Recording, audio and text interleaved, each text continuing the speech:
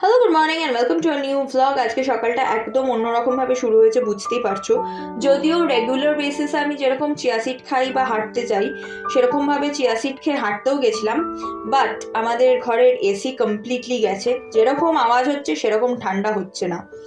তো সার্ভিসিং করানো ছিল, রিপেয়ার করানো ছিল, সমস্ত কিছু করানো হয়েছে এবং ভীষণ ভীষণ ভীষণ দেরি হয়ে গেছে খেতে বসতে।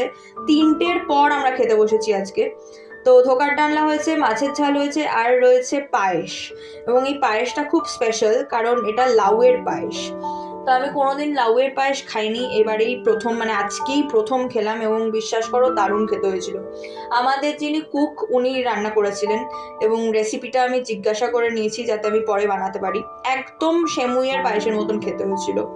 তো যাই হোক, তারপরে চলে গেছিলাম নাচের ক্লাস। এখন ফেরার পথে ফিউচার ফাউন্ডেশনের অপোজিটে যে ফুড স্ট্রিটটা হয়েছে সেখান থেকে ভাবলাম যে একটু নুডলস খাই।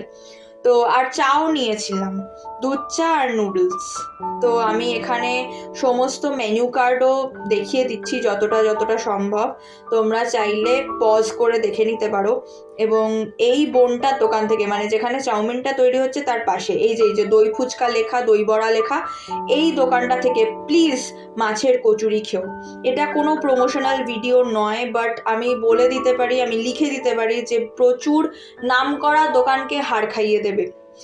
ওর বানানো কচুরি, এই মেয়েটি আমার থেকেও ছোট, তো ওর বানানো কচুরি এবং ওর বানানো আলুর দমের যা স্বাদ, মানে প্রচুর নামকরা দোকানেও আমি এরকম খাইনি।